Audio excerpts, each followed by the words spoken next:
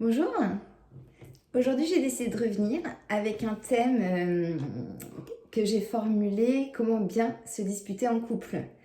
On pourrait voir là un petit paradoxe parce qu'une dispute, on se dit souvent que on voit pas comment ça peut être quelque chose de positif.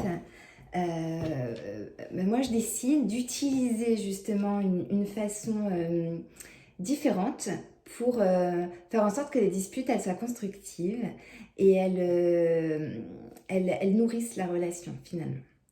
Donc une dispute c'est quoi? C'est des désaccords, des frustrations. Donc soit on s'énerve, on est en colère, soit on est triste, soit on fait la tête, ça dépend des tempéraments.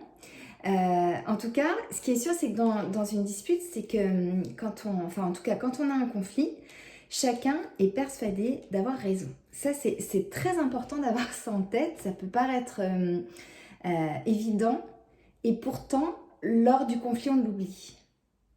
C'est-à-dire, lors du conflit, chacun est complètement centré sur son positionnement. J'ai raison, il a fait ça, je suis triste, comment elle a pu me parler comme ça, comment elle a pu ne pas me respecter. On est absolument bloqué dans sa pensée qui du coup amène une émotion très désagréable. Donc il y a un événement qui s'est passé, qui amène une pensée qui est vraiment très désagréable et qui amène une émotion où on se sent mal et du coup, soit on se bloque, soit on est en colère. En tout cas, il y a un conflit qui peut surgir. Comment on fait de tout ça? Donc déjà, c'est important de savoir, même si ça semble être une banalité, quand on est dans un couple, on est deux, et du coup, l'autre est autre, c'est-à-dire qu'il n'est pas comme moi. Donc ça s'appelle l'altérité, et ça veut dire que l'autre ne raisonnera jamais comme vous, n'attendra pas les mêmes choses que vous, il n'aura évidemment pas le même vécu que vous, pas la même culture, pas la même éducation, pas les mêmes envies.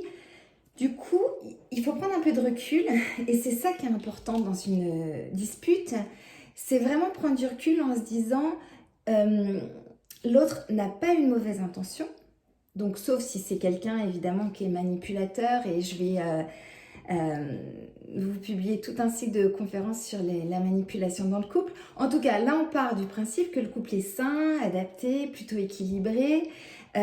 Du coup, l'autre n'a pas de mauvaise intention. Simplement, l'autre, il est différent de vous. Donc, il ne va pas faire exactement comme vous et il ne va pas avoir toujours la compréhension pour savoir ce qu'il faut faire, dire pour vous faire plaisir. Du coup, pour moi, on n'agit jamais sous le coup de l'émotion. Vous êtes triste, vous êtes en colère pour une situation. Soit vous vous agitez dans tous les sens et l'autre ne vous écoutera même pas, puisque la forme ne sera pas adaptée. Du coup, le fond passera complètement à côté et du coup, ça va vous dépenser beaucoup d'énergie. Vous n'allez pas être bien du tout. Ça risque d'abîmer la relation, parce que évidemment, les disputes à répétition, ça abîme. Du coup, on prend du recul, on va faire un tour, on s'échappe dans une autre pièce. Enfin, en tout cas, on stoppe. Voilà, on stoppe, on se recentre avec soi, on respire. Petite technique de respiration. J'inspire, j'expire, voilà. Et j'essaie de prendre un petit peu de hauteur en me disant, bon, aujourd'hui c'est quelque chose qui met très très en colère. Si je prends du recul temporel, dans quelques temps, est-ce que ça aura encore de l'importance? J'essaie vraiment de relativiser un petit peu ce qui s'est passé, en me décentrant de moi, en me décentrant de mes émotions. Quand je me sens un petit peu mieux, je reviens et soit je me sens apte à discuter ou alors je vais attendre. Pour revenir sur les moments qui ont été conflictuels, attendre que ce soit un bon moment. Alors c'est paradoxal, vous allez me dire, hein, mes patients me disent souvent, quand tout va bien, on n'a pas envie de revenir sur ce qui ne va pas bien. Et c'est ça souvent qui est embêtant. C'est-à-dire quand ça va bien, on profite du moment où ça va bien, et on se dit on ne va pas reparler des sujets qui fâchent. Et pourtant, reparler des sujets qui sont compliqués, le meilleur moment, c'est voilà, quand c'est calme, on est autour d'un verre, on n'est que tous les deux, on est détendu, c'est pas après une journée de boulot. Et à ce moment-là, c'est de repartir de ce que chacun a ressenti. On se rappelle que l'autre est autre, il n'est pas comme moi, il n'a pas les mêmes envies, il n'a pas les mêmes besoins, il n'a pas les mêmes attentes. Donc, j'entends ce que me dit l'autre et moi, je lui dis ce que je ressens. On peut partir de la communication non violente, la CNV. Je ne sais pas si vous avez déjà entendu parler de la communication non violente. Donc, le principe, au niveau schématique, c'est je parle de mes émotions et je ne t'accuse pas. Plutôt que de dire tu as encore oublié de me souhaiter mon anniversaire cette année, tu penses jamais à rien, tu as autre chose en tête, évidemment, ton boulot c'est plus important, etc. etc. Si vous êtes sur ce schéma, l'autre va se sentir accusé, il va se sentir pris en faute et du coup il va se bloquer. Et je suis pas sûre que l'année suivante, il pense à votre anniversaire. Si au contraire, vous lui dites je sais que tu as beaucoup de travail. Donc, on parle d'un postulat où on est empathique, on se met à la place de l'autre, et qu'en ce moment, tu es un peu débordé. Je suis un petit peu triste parce que je pensais que tu allais me souhaiter mon anniversaire et j'attendais, et du coup, ça m'a un petit peu contrariée.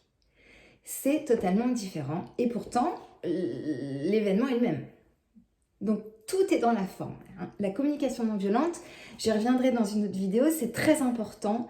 Je parle de mes émotions, mes ressentis, je dis je, et je ne suis pas dans le tu accusateur. Donc ça, c'est un point très très important. Donc, on en reparle quand on est beaucoup plus calme, quand on est sorti de l'émotionnel et de l'agitation. On repense à ce principe de partir de soi et pas accuser l'autre. Et puis, on peut partir de choses positives. On peut très bien dire je t'aime ou je suis attachée à toi. En revanche, il y a des petites choses qui sont un petit peu difficiles pour moi à accepter. C'est ça. C'est je me respecte moi. Quand je reviens sur un conflit, c'est je t'accuse pas, je suis pas en train de te blâmer et de dire que tu es complètement nul, parce que ça marche pas. Et puis de toute façon, l'autre on l'aime, donc on l'accable pas. On dit juste ça m'a blessé.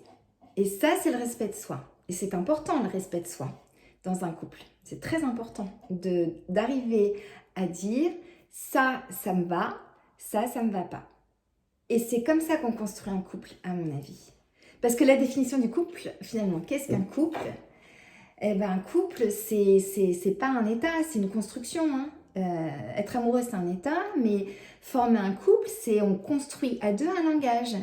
Et c'est souvent quand arrivent justement les premiers désaccords que là, on est en train de construire quelque chose.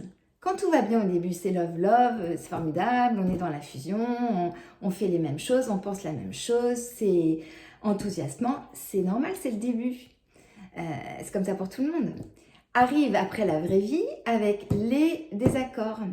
Et les désaccords, si je les gère avec justement de la bienveillance, de l'écoute de l'autre, tout en me respectant, bien là, on construit un couple. Si chacun fait ça, on construit un couple.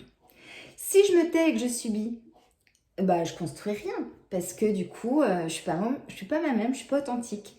Je subis. Donc je vais subir un peu, et à un moment, je vais plus pouvoir subir. Donc soit je vais être en colère, soit je vais m'en aller. Donc ça, c'est pas adapté. Ce qui n'est pas adapté non plus, c'est quand on est systématiquement en colère, quand il y a un désaccord. Et qu'on se sent rejeté, on se sent nié, on ne se sent pas respecté.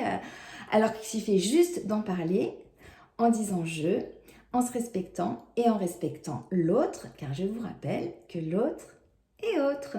Sur ce, bonne dispute.